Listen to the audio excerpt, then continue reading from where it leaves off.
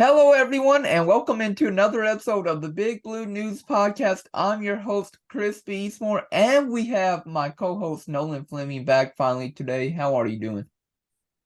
I'm good. I'm having to do this from my phone because of computer reasons. You can't hear me though, right? Like it Yeah, is, it does sound okay. yes, you sound perfectly fine.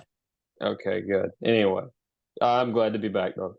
Yeah, I'm glad you're back. I thought you were like kidnapped or missing in our last podcast because you weren't part of it, sadly. Yeah, his life got in the way a little bit. Yeah, you've gotta love the good old college life. But let's get Oh into the yeah. pod. Let's get into the podcast. We have a lot to cover today. I mean, we could talk about the Smith twins, announcing their flip to Kentucky last Friday. We have the Zvonimir Ivisic update. Kentucky hmm basketball visiting Boogie Flynn and Jaden Quayton's Brian Robinson update, and also previewing Vandy. So we have a lot to get into the podcast, and let's start with the Smith twins finally announcing that they are flipping their commitment to Kentucky. That happened last Friday. And they also won their game, Corbin did, and it's great for Kentucky for sure. Yeah, it's huge. I don't know do you know where Kentucky currently ranks? I Most think I recruiting think I classes. was seeing that they were just ranked outside of the top 25 from 24/7 Sports. I think they had them at 26, I believe. So just Okay, I'm gonna look that up real quick either way. But regardless, it's a huge deal. Mhm, They're really good. They're going to be really good here. mhm. Brad White, I think they fit him. They fit him perfectly. Like I said, they're both just studs. Yeah, Uh, they're both edge players, and obviously yeah. on the defensive side, Kentucky is just great. I mean, whenever you have Brad White as your defensive coordinator, you're obviously going to hmm be great. And so far, Alex Fardy, he's an edge rusher right now for Kentucky, and he's been showing out the past 2 years. I mean, last year he was a true freshman playing, and now this year he's a sophomore, and Now, he's been and playing great. you got Trevin Wallace right now, who's kind of exploding on the NFL prospect side of things. Yeah, and So, his younger brother also, he's a high hmm school football recruit, and everybody's right now interested in him. So hopefully UK can keep the family connection going, and they can add his younger brother. yeah, and also with the Caddis kid, I forget what his name is, but Tucker Josh Cat. Caddis is Tucker Caddis, yeah. Which I feel good about us getting him, but you never know. Yeah, I mean, But Judge Cat is he has two younger brothers as well. Tucker Cat is, and I can't think of the other one, but one is in the class of 24, and then the other one is in the mhm. class of 25. So hopefully Kentucky can keep their family connections going with college football and everything, because it would be great to have the Caddises on the team. I mean, we just got the Smith twins. I mean, just keep the Yeah, connections going for Kentucky football. But like I said, we were talking about the Smith twins flipping, and it's great for Kentucky football. Another player that I want to talk about as well on Kentucky football, as a recruit, it is Brian Robinson, and everybody believes he's going to be a cat. A lot yeah, of people changed their on-three prediction yesterday, and it's like 73%. And also, Brian Robinson just recently said that he has his decision made up, and he will be announcing a commitment very soon. He basically said to On3. So obviously a commitment date is probably nearing, and I Mhm. think Kentucky will have a great chance to also add Brian Robinson to the team. yeah. I think he's coming here. Me and you know both heard that he's probably a done deal. Yeah.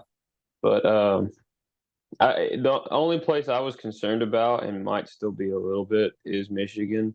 hmm But honestly, it is kind of gone away for me. I think he's going to be a cat. Yeah, I think he's going to be a cat too. I mean, the next best team with best odds was Michigan, coming at 19.2%, obviously. So UK, they were able to swing Yeah. and probably hit on Brian Robinson, because It'll be great. He's a Hopefully, it didn't four-star. hit Brian Robinson. Oh yeah, Hit a home run on. Yeah, they did hit a home run with that. Hopefully, but yeah. I and no, for a long time though, Michigan was considered probably the runaway in that one. And if Ohio State, I know, heard Offered. forever if Ohio State offered, then he was going to go there. Yeah, They haven't and offered him, and I don't think they're going to, which I think is weird because I think Brian Robinson is a very, very good player. yeah, I think so Uh, too. he's a, and as high of a, as highly ranked as he is too. He's Yeah, a very highly ranked he's kid. a four-star edge as well, if y'all did not know. So I think Kentucky football will be loaded on the defensive side for years to come, as long as players don't decommit or transfer elsewhere once they actually get to college, at UK. So Yeah, I yeah, think that would be good. I think Kentucky will be very solid in the years to come for football. And actually, this past weekend, I got to meet future Kentucky quarterback Cutter Bowley. He's obviously the Lexington Christian Academy quarterback. Currently, he's a senior this year since he reclassified.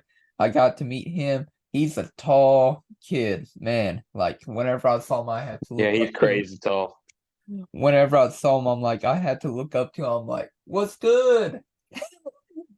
Yeah, he's insanely tall. He's like what 6'5", 6'6", something like that. Yeah, something like And that. he's still growing. He's still growing too. I mean, he's a young guy. Like, Yeah, but yeah, he's so tall and everything. But it was cool to meet him for the first time. I obviously didn't. I obviously wasn't able to cover his commitment whenever he did announce at LCA, but still a pretty cool moment. I got to meet him. I wished him the best of luck his senior year for high school football, and hopefully LCA can do big things. But they've been struggling a little bit, but I feel like they'll be fine. Um, yeah, yeah, and were you able to figure out what Kentucky is ranked currently? yeah, they're 26. Hey, I was right. Woo! That's what I had. Yeah, it's like you had said. It was. If they get Robinson and Devin Smith tomorrow, who I think they're going to get, Yeah. uh, even just getting Smith, I think will shoot them probably up into the Yeah, I top mean, 25. I would say if UK can both land Devin Smith and Brian Robinson within the next couple weeks, obviously Devin Smith, he's going to announce his commitment tomorrow between LSU and Kentucky. I think he's a Kentucky lock though, in my opinion. So it'll Yeah, be interesting to see where Kentucky ranks after they land potentially two more players, which I think they will, and I think they'll probably move into the top 20 if they can land both Devin Smith and Brian Robinson. yeah, I think so too, and I think that would round out the class I think as so well. I too. don't see anyone that I think will join the class after them. Yeah. But if even if it is, it has a potential to be one of the best classes we've ever had here. Yeah, I agree. And I think the best Kentucky class recently was class of 2020, but they Oh had yeah, definitely. but yeah, it'll be interesting to see what Kentucky football does, definitely to finish up the recruiting class. Obviously, usually by now, come before December, obviously, mainly in October though, you have a good feeling of who's going to be committed for next year's Yeah, class, for this upcoming year's class. And like I said, December is whenever the national early signing day is for all these recruits, and then that's when they usually sign their name on the letter of Mm. intent and make it official. Yeah, and I think all these guys will sign. I don't see a reason to feel like anyone's going to flip. The Smith twins are locked in. I will Yeah. say they're not like signed or anything, but like they're not going anywhere. They're coming here. Yeah, Uh, I mean everybody was there, Vince Merrill, or should we say Vince Farrell yeah, that was was there. according to wrestlers. Yeah, that was funny. Yeah. Yeah, that and wasn't Stoops there? I think Stoops was there, wasn't he? No, I think No, no, Stoops what was it? was I don't know where Stoops was at. I don't think he was there. I know Liam Cohen was in Lexington for Cutter Bowley. I do remember that. Yeah, I do too. I remember that. But Yeah. either way, big get. I think it's going to be. Like I said, I think it's going to be huge for the program for the next few years. Hmm. Even for recruiting, I think it's going to set the recruiting class for the next couple years up pretty well. Yeah. If you can succeed with these guys, and Mhm. they might even be like plug them in immediately and they'll play. Yeah, Like and I'm just excited to finally see Kentucky finally getting Kentucky high school recruits to play for the in-state me school too. UK. That was a big issue even like a few years ago. Yeah. Now we're finding like whoever it was that went to Tennessee, I forget his name, Uh, from Bollinger. I know who you're talking about. I'm blanking right now, but yeah, I had a feeling he was going to go to Tennessee. I said the day before, or like a couple of hours leading up, I said I think he's going to Tennessee. Christian Yeah, Conyer, I and think it's his a name was. yeah, there it is. But Yeah, either way, we're not losing our own guys to Tennessee, and yeah, that is huge. People don't realize how big that is. yeah. And last year's class, I felt like we were dropping like flies. Yeah. We were landing commits last year, verbal commits, and then obviously players would decommit, and then once it came to National Signing Day, they finally signed elsewhere. Like we lost a Hmm. running back to Tennessee, Khalifa Keith as well. Yeah. So I'm glad this year's class is looking great though. Cutter Bowley, Ava Selm, um, then obviously you have the Smith twins from Kentucky. So Kentucky, they are starting to finally get in-state kids, and I'm excited to see what they can do for years to come for sure. Yeah, me too. And I think it's going to be something. But before we talk about the Vanderbilt game, I just want to say whoever thought it was a good idea to put Kentucky, Florida at noon, I hate you. You hate them. Yeah, I was I not. wanted the night game so bad. I wanted it so bad. I got my ticket already, but I wanted the night game. Yeah, I went to the night game too. Sadly, that did not happen, and honestly, I'm bummed that it's not I going to am be a too. night game. I, And that might give Florida a better chance, you think honestly. so? Maybe. I'm trying to find the stat that I saw the other day. And we play at noon on Saturday, which I hate. Yeah, I know we're playing noon on Saturday against Vandy, and that's actually 11 a.m. Central Time, so it's going to be Yeah, early for them. that's my time. I'm headed back that way. Oh, dang, bro. Why are you leaving Lexington again? Already leaving UK. No, bro, I'm just going home for the weekend. I know, bro. I'm joking with you. Oh, but yeah, 11 a.m. kickoff always stank, even back then. But still, Yeah, I noon found noon for Florida was the worst. I'm not concerned about the Georgia one. That'll probably be 3:30, I would yeah, assume. I found the stat. This is from Corey Price. He's very well known in Kentucky. If you're obviously a Kentucky sports fan, but yeah, UK is 0-11 all time when playing Florida with a kickoff before 1 p.m. Eastern time. So that is Yeah, that is not a good stat at all to see. again, we did flip. We were losing to them every year until here just recently. Now we have beaten them quite often. So Yeah, if we win this game this year, and I want to just, I mean, if obviously, I think we will. But if we do, I think we put that narrative to bed officially. I think it's done. You will never hear any more about Kentucky getting beat by Florida all those years in a row. It's over if you beat them 3 years in a row. I think so too. Obviously, Florida fans will always mention that, hey, Kentucky, y'all lost to us 31 years in a row, but I What's think interesting to me is the fact that they're all like I've looked online at Florida like websites and stuff for fan boards. They've all had this game circled on their calendar. Like they are of ready course. for it. Yeah, of course, for sure. And the last time Kentucky did play against Florida at noon, it was in 2020. It was in Gainesville, and UK So it lost got to be pretty bad. yeah, 34-10 noon kickoff back in 2020. So not a good look. That was during COVID, and I remember that was a terrible game. I was watching it live on my Yeah. television, and oh, I wanted to cry. I think Kentucky, I mean, they played them close, maybe like the first half, but Florida was really good that year. Yeah, So, and Kentucky was really bad. So it yeah, was just the way it was. yeah. And Florida almost had a chance to get into a high bowl game if the player didn't They throw did. the. They played in the Cotton Bowl, but they almost made the playoff if they didn't Yeah, throw that that's what I freaking meant, like the shoe. college football playoffs. They could have gotten in if that Florida player didn't throw that LSU player's shoe like 20 yards down the field that Yeah, year. and they played Alabama really, really, really close in that SEC title game. Yeah. And then obviously after that happened, basically Florida fell apart under Dan Mullen. Dan Mullen went bye-bye. Yeah, he Yeah. left. His last year there as being the Florida head coach, they went 5-6. And I actually, real quick, before we get further into the podcast, I was actually having a discussion with this. I won't say who it was on Twitter a couple weeks ago, but he was saying that Dan Mullen shouldn't have been fired. And I basically said he should have. I'm like, if you go 5-6 your last year being the Florida head coach, you should get fired. And obviously, I didn't. I think there's an argument that he shouldn't have been because they were having success that they had not had in a long time with him. Mhm. They won the Orange Bowl. They went to the Cotton Bowl, played for the SEC title again, and I mean they beat Georgia, a really good Georgia team. Yeah, I think a Georgia team a lot of people thought was going to win the title. They beat them. yeah. Uh, it was Stetson Bennett's first year, I think.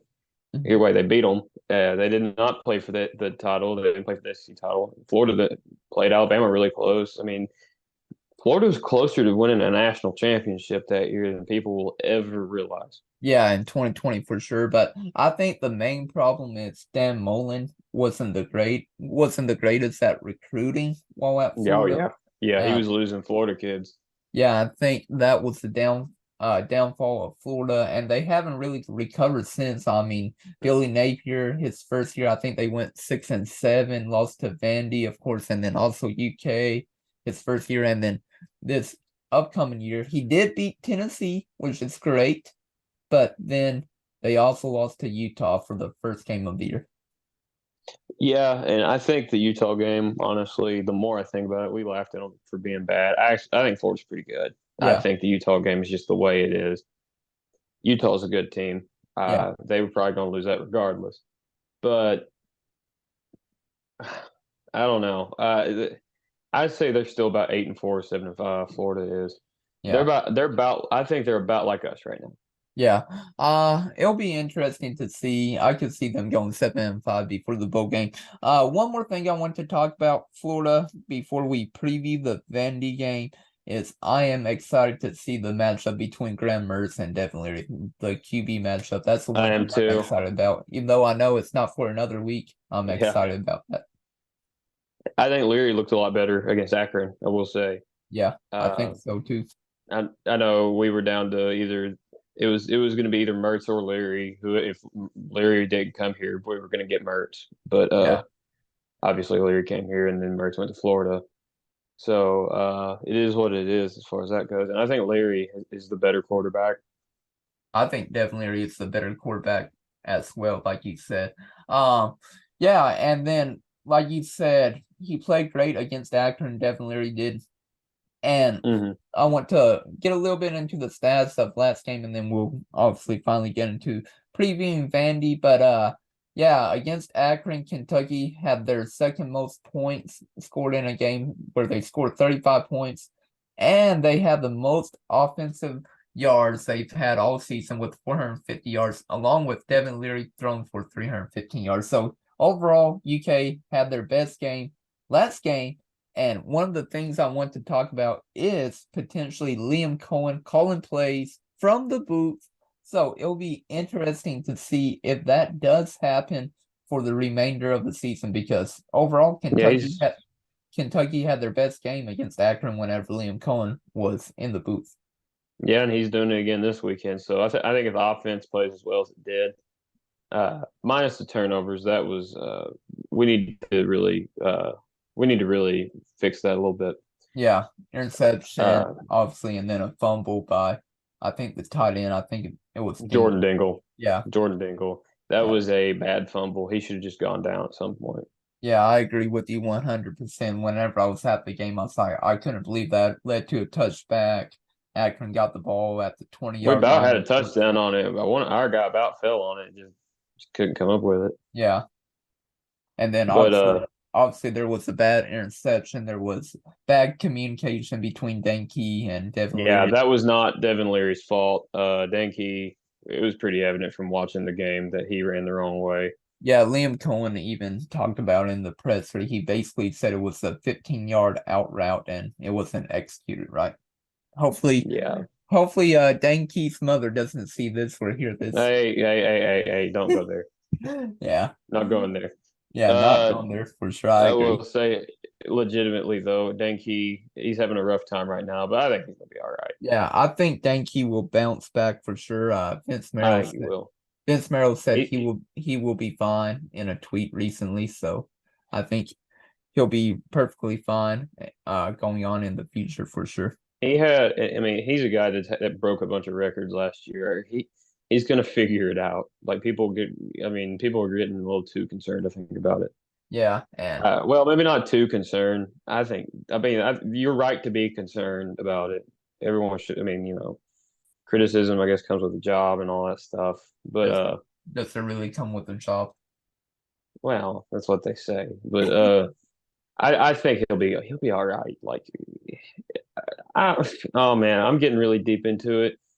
He's young. He's a sophomore. Yeah, He is a sophomore. He is just a sophomore. I know he started last year as a freshman. yeah, That's what makes what he did last year even more impressive to me. yeah, But he's just a sophomore. He'll be all right. yeah.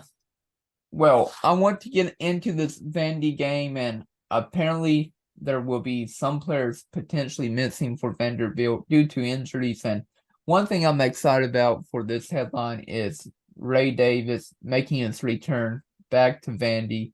And basically, I'm just excited to see how he will perform. And I think he will perform great. Obviously, he performed great last year against Kentucky. I remember being at the game, and I was so sad whenever Vandy scored that game-winning touchdown against UK last year. Maybe Ray Davis will get our revenge for us. Yeah. I think, yeah, I'm not too worried about the game. I know we lost to them last year, but I think we're just better this year than we were last year. Yeah, I'm And about to it's a glorified home game is all it is for us probably. look It at the stats. Yeah. Ray Davis, he had 26 carries for 129 yards and one touchdown last year. He was insane last year against Kentucky. Yeah, it was. I remember that. But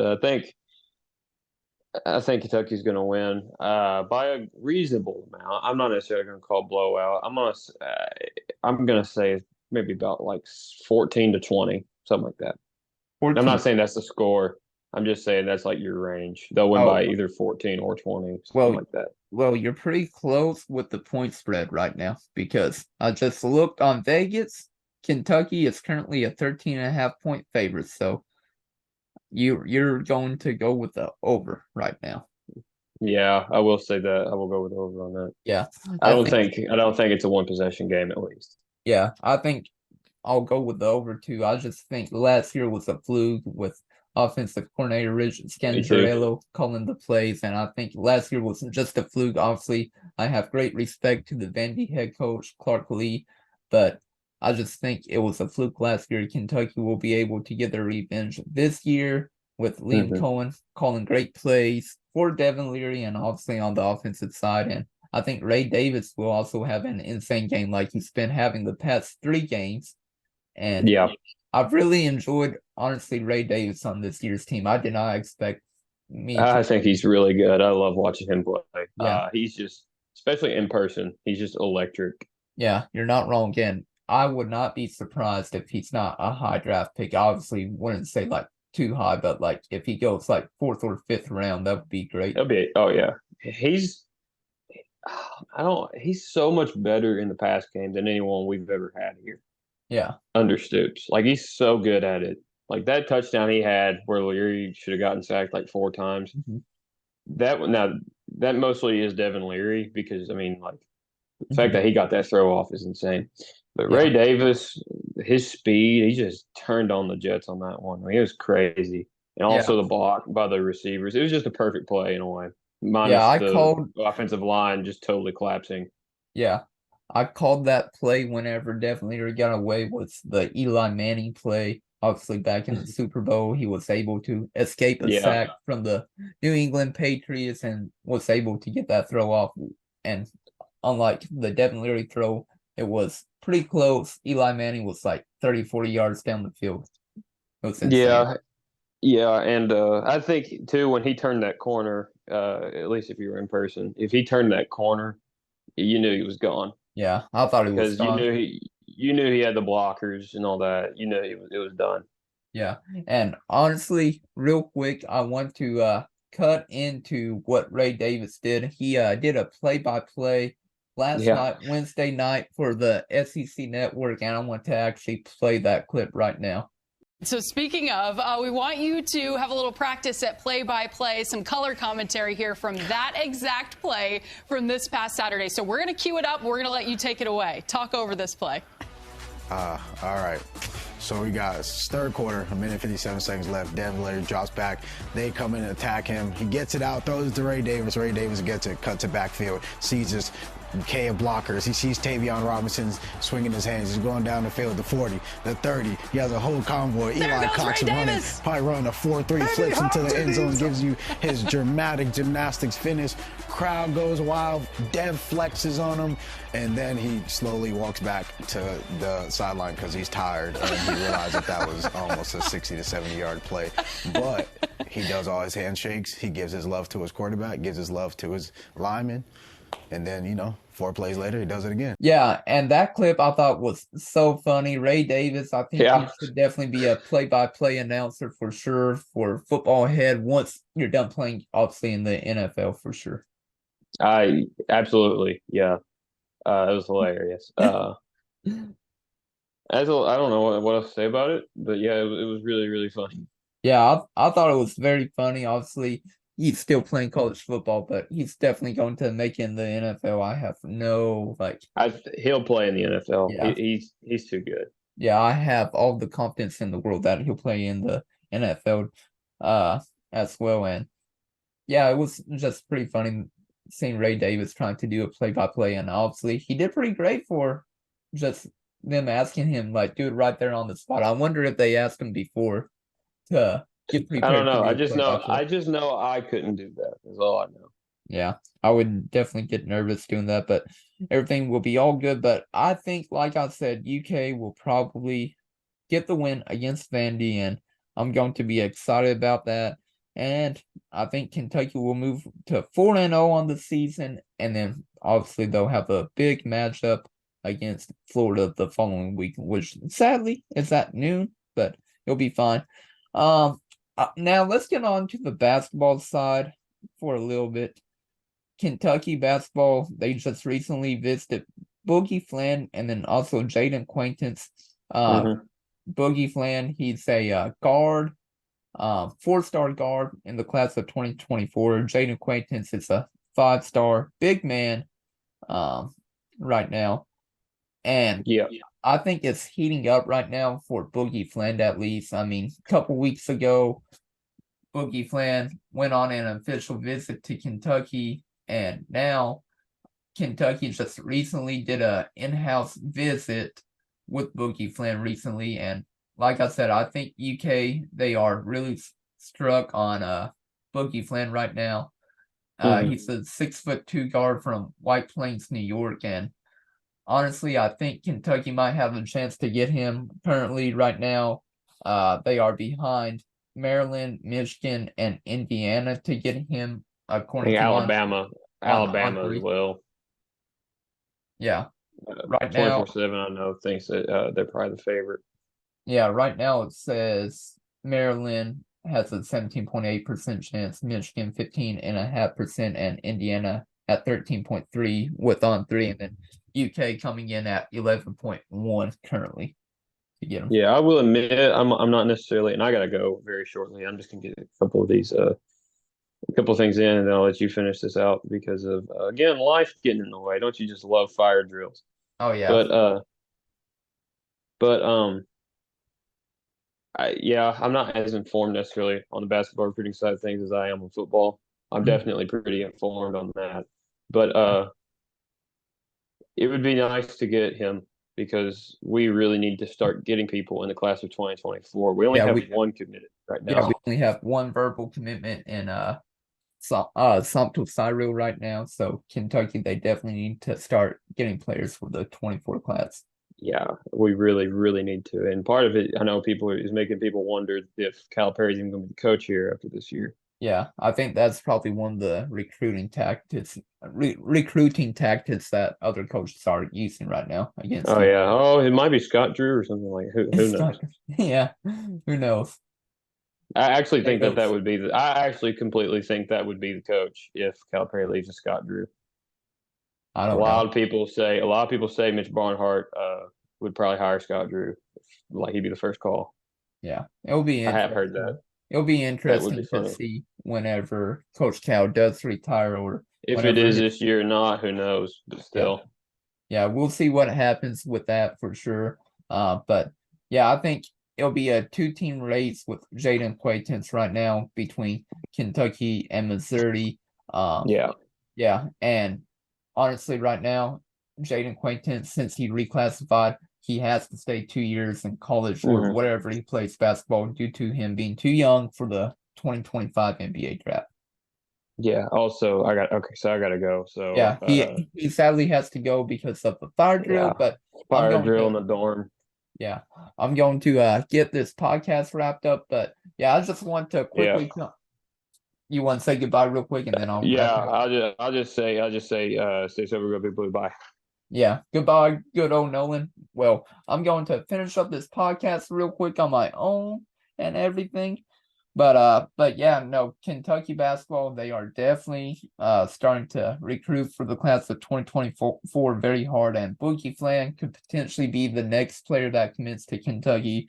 Obviously, they aren't the favorites right now to land him, but I can say that could change with him recently visiting Kentucky, and then also John Calipari also just doing an in-house visit with him, in-home visit with him. And then obviously Jaden Quaintance, it's been known for a while that it's probably a 2-man race between Kentucky and Missouri. Wherever he goes to play basketball, he will have to play 2 years due to his age. He'll be too young for the 25 NBA draft, so he would have to go in the 2026 NBA draft.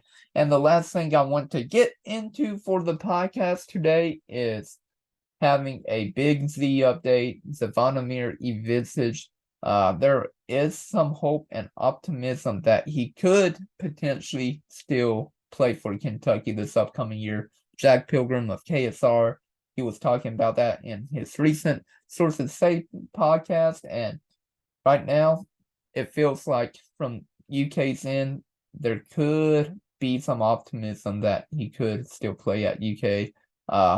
The only thing that people were really talking about was that he could play elsewhere, and I think John Calipari and the coaching staff basically assured him, saying that we want you here, we don't want you to play anywhere else. So it looks like if it does not work out for Kentucky, he could potentially not play for another school, and I hope that does not happen. I hope UK and Zvonimir, they're able to figure it out together, and we'll see him on campus this upcoming year because we need him.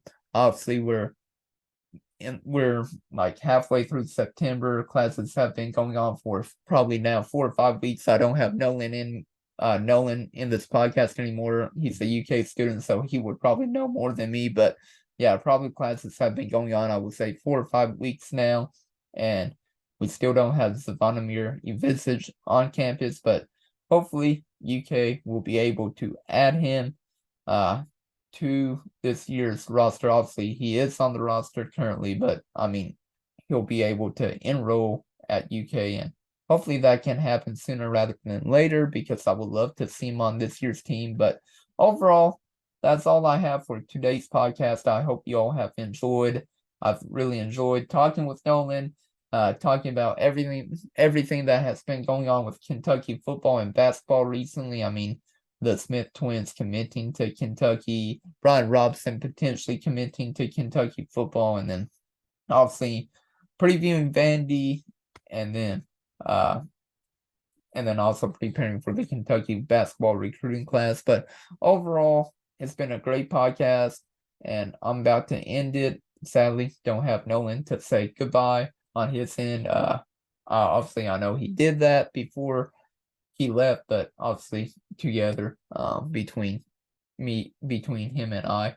But I'm going to end this podcast. This is Chris Beasmore signing out. Thank you all for listening or watching. If you're listening on YouTube or Apple Podcast and Spotify.